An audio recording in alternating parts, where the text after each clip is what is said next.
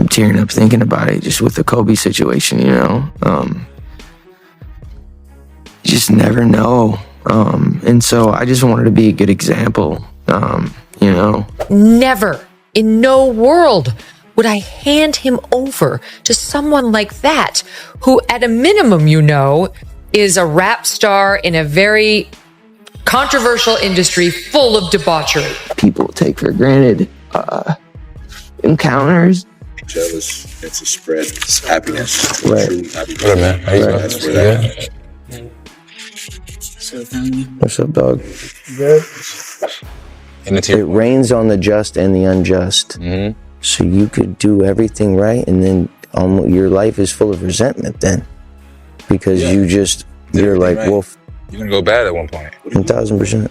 Justin Bieber's recent remarks about Diddy and Ashton Kutcher have set the internet buzzing, with old interviews and party stories being scrutinized like never before. Amid this, Jaguar Wright resurfaces, claiming that Ashton Kutcher's rise and connections were far from the polished image Hollywood projected, revealing that before fame, he was already moving in the same darker circles as Diddy, circles Justin once found himself caught in. Mila Kunis and Ashton Kutcher were before Ashton and his Diddy partying became a set. Like, there's a lot of stuff that's government-based going on. You got Ashton Kutcher in love with Mila Kunis on that 70s show. Then they break up for absolutely no reason after he starts hanging out with Diddy. Then he marries Demi Moore, who drained him of all the adrenochrome she can, and apparently he replenished himself by doing inappropriate things with her daughters. Jaguar also brings up Danny Masterson, pointing out that Ashton Kutcher once publicly stood by him.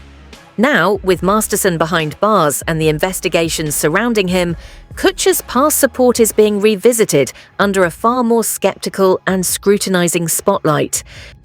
And then there's the Danny Masterson connection too, who Vlad, if I am correct, and Ashton Kutcher both vouch for. These are weird people. The moment generating the most attention comes when Jaguar turns the focus onto Justin Bieber, recounting an old interview in which he became visibly emotional while speaking about Billie Eilish, openly admitting that his deepest desire had always been to protect her and ensure her safety. A candid revelation that exposed a tender, vulnerable side of him rarely captured or highlighted in the glare of tabloid headlines. You know, I don't know how many opportunities I'm going to get. You know, we never know how many opportunities we're going to get with anybody. I mean, I'm tearing up thinking about it, just with the Kobe situation, you know. You just never know. And so I just wanted to be a good example, you know. And, yeah. Did you feel protective of her? Yeah, I definitely feel protective of her. It was hard for me being that young and being in the industry and not knowing where to turn, and everyone, you know, telling me they love me and, you know, just turn their back on you in a second. So yeah, it's hard because I want her to know that, you know, she can count on me. But at the end of the day, I'm never going to force myself to be in a relationship with her. It has to be natural, right? So I just kind of, you know, let her do her thing. And if she ever needs me, I'm going to be here for her. But yeah, just protecting those moments, because people take for granted encounters and,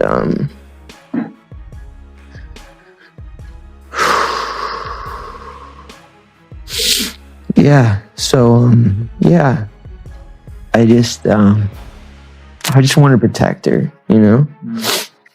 I don't want her to lose it. I don't want her to, you know, go through anything I went through. I don't wish that upon anybody. So, yeah, if she ever needs me, I'm just a call. At the time, fans assumed Justin was merely being heartfelt. But now, in light of everything surrounding Diddy and Ashton Kutcher's own recent statements, Jaguar proposes that he was speaking from first-hand experience. He knows all too well how treacherous Hollywood can be for young artists. With the recent allegations linked to Diddy's circle, many online are now interpreting Justin's words not just as genuine concern, but as a veiled warning, and perhaps even a subtle cry for help. Because he knows what's been happening to Billy. Just like everybody knew what was happening to Millie Bobby Brown girl with Drake. These people are monsters. Before we, You notice Billie Eilish's career has slowed down a little bit. yeah, Why? She had that Bond movie song she was doing something. Because I think if a victim comes out against Usher, it'll show how egregious this shit is. Because if he can be a predator, then anybody can be a predator. can't smile in your face the whole time. You feel what I'm saying? Like, people look at Usher, they don't see that. They not seeing the victim. They not seeing that boy that got rushed to the hospital. They not seeing what the intentions was in his heart when he took Justin Bieber there. Oh, Let's be honest. He took Justin Bieber there. Diddy had been trying to get to Bieber for a minute. And his management was backing him off.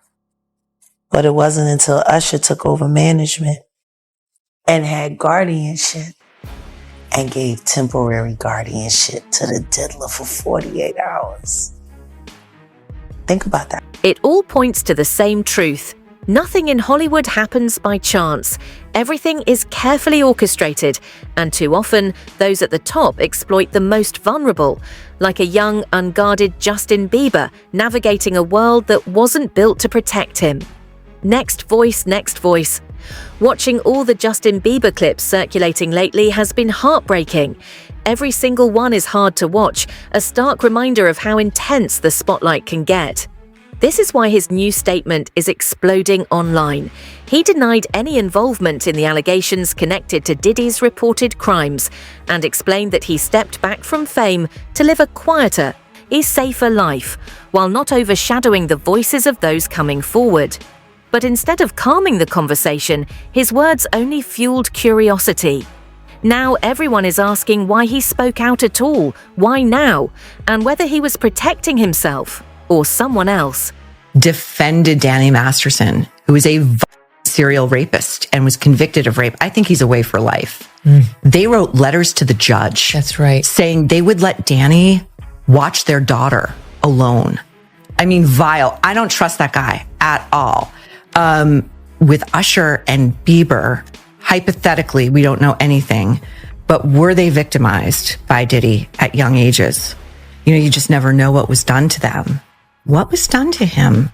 His parents threw him to the wolves, literally. What mother would give her 15-year-old over to Sean Combs for a weekend?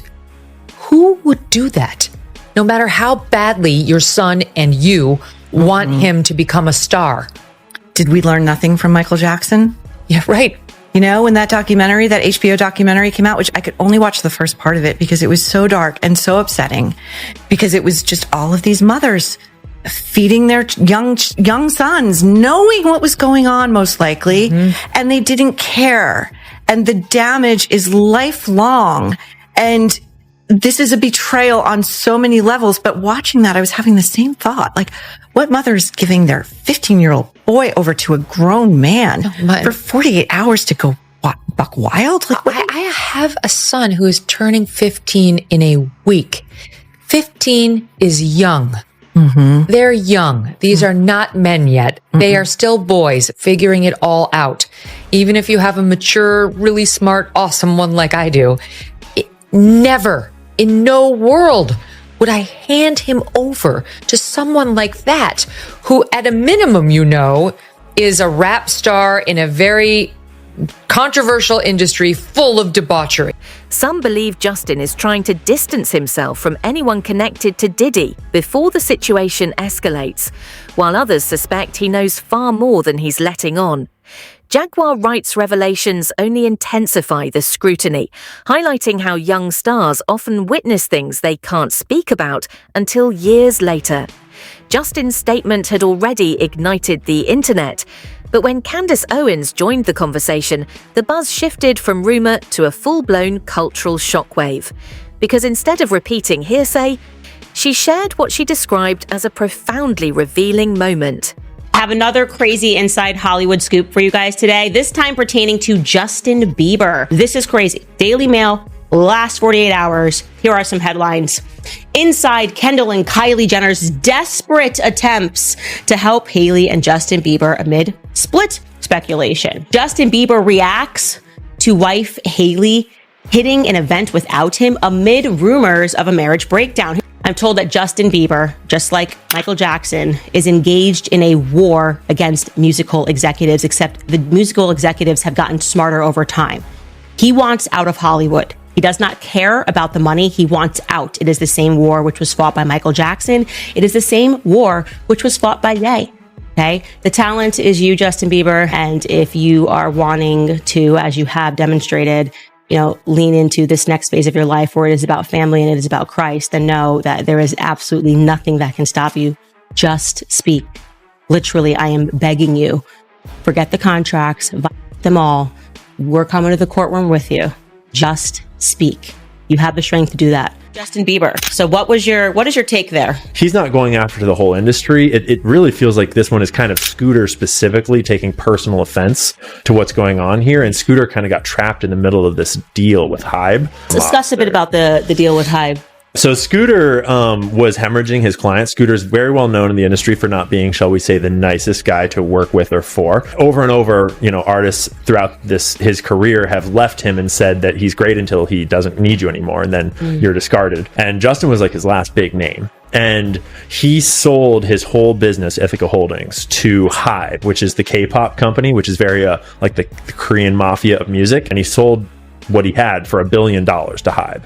And this company, Ithaca Holdings, was like making less than 200 million a year in revenue, I believe. So it's like they're selling it at this crazy high valuation. And presumably that's because it includes the future perpetual rights to Justin Bieber and his brand. Interesting. Right? Okay, I didn't even look at this. And so, yeah, Justin then goes on this crazy more than a year long world tour where he happens to get COVID at the start of it. And then he happens to get an injury that looks an awful lot like a vaccine injury. His wife also had she had a brain clot. Exactly. And he winds up with half his face paralyzed, can't continue. Apparently, the tour was booked out on advances, which is not uncommon for the industry as far as I'm aware. But it was such a big tour. We're talking hundreds of millions, at least tens of millions, if not hundreds of millions of dollars advanced.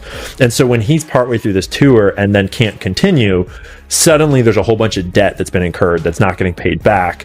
And obviously then Justin goes to his management and is like, so we have insurance, right? This is no problem. We have insurance for this kind of a thing. And allegedly what then was told to him is that, no, you broke your contract. So there is no insurance payout here. You actually have to cover this debt. Like all of these things reflect on the management and how poor their management style is. So that all happens in the middle, and Justin is trying to get out, and Scooter's on the hook for $1 billion worth of value. Like he's promised $1 billion worth of Justin Bieber's future to this Korean company, which he's now on the board of. It feels to me like everyone is sort of trapped in bad ideas that are sort of leveraged to the hilt in terms of how much money is involved and how many promises are involved, and it all revolves around Justin continuing to produce music, which, like, anyone who's had a kid or a creative in their life knows that no creative dude like Justin is going to be producing hit singles if he hates you and you're trying to control his whole life. And so it feels like we're seeing not only these smear campaigns to try to get him back in line coming from Scooter, but it also feels like we're seeing Justin kind of acting out because he has no power. He's in secret litigation. They won't let him open a new clothing company. They won't let him profess his faith in God, or they're slandering that. So it's messy in every direction. Yeah. It's really interesting because it also makes you just revisit everybody in the past that has kind of gone through a similar thing, She now suggests that some insiders in the industry might be trying to undermine Justin from within, seeing him as a ticking time bomb because he knows too much about Diddy. With the death of his ex-partner and the mother to his children, a woman named Kim Porter. Now, what happened was she mysteriously died of pneumonia at the age of 47. It was just announced yesterday that Kim Porter's book, is being published. It's a 60-page book entitled Kim's Lost Words. Porter allegedly recounts discovering and making copies of the sex tapes that Diddy made of himself having sex with young boys that he was managing, including an alleged tape involving an 18-year-old pop star. And what has come on the heels of this is people unearthing videos of Justin Bieber. And act different, huh? You ain't been calling me and hanging out the way we used to hang out. Justin Bieber was, in my view, a child victim. I want to make sure people remember that and give him the grace as someone who has somehow survived this. Justin entered Hollywood with innocence, but over time, the world watched him break down, cancelling shows, crying on camera, vanishing for months, only to return drained and overwhelmed. Candace Owens argues that this isn't just fame pressure, it's something deeper, something orchestrated. And she's not alone in seeing behind the curtain. Former artist Freddie P., who worked under Diddy, came forward with revelations of his own, raising a question no one had dared ask before. Why was Diddy so attached to his stepson? More deeper questions that I be wanting to know, like, why were you so infatuated with a child that wasn't yours? Were you grooming that little boy? I don't even want to start those conversations because that's not your child. You know what I'm saying? And for you to keep him that close, it's like you kept him that close because he might got your secrets because he's not your child. So if he's not your child and you that type of person with that type of character, you don't mind actually doing it to him when he finally reaches a certain age because he's not yours. And you know in your mind he's not yours. And now you keep him real close to you. You make sure he don't go to his daddy. Why? You make sure he's separated with him and you provide him with everything he wants. Why? You got one of them little Michael Jackson secrets. He got one of them secrets that he can't tell nobody because his legacy, his manhood gonna be, and not only that, his brother no gonna look at him crazy. Only Puffy know, only God and Puffy. Quincy, right? I don't know. All I'm gonna say is, I don't know. Albie Shortson? All I'm gonna say is, who's infatuated with another man's son like that? Like you, that seemed like grooming to me. Oh, that's his daughter's brothers. Get the fuck out of here, huh? Plenty of daughters got brothers. Go show one man that do it. That ain't in the household with him. Like I'm saying, like I'm not married to your mother. If I'm married to your mother, then yeah, f your daddy. You know what I'm saying? He wasn't there. I'm here. But I'm not married to your mother. You actually my stepson. Then Freddie shifted his attention squarely onto Justin Bieber, recalling numerous videos capturing the singer in Diddy's presence, where he consistently appeared tense, uneasy and out of place, almost as if he were trapped in a situation he didn't want to be part of, his body language and expressions subtly betraying a discomfort that contrasted sharply with the effortless confidence of those around him. I know what Justin Bieber, I want to know. Justin Bieber, look at his life change. His that man is terrified of Puffy. I seen the video. I'm in the streets, dog. People know fear, dog. You're like, what happened to your number? You like, oh, man, I lost it. You know fear, man. You got to think of all the people, the white folks who've been at the parties. They scared. They don't roll in crowds with niggas and guns.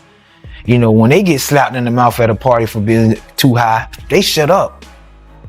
You get what I'm saying? You got to think of all these people who've been terrified for years.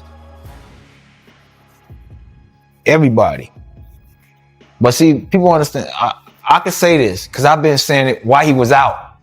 I'm one of the few people been calling this out for years. They ain't scared of who. I've been telling this where you at. I'm not scared of you. Not saying I'm bad or nothing, but I'm saying like I got the right to speak. I'm not trying to kick him while he down or some shit.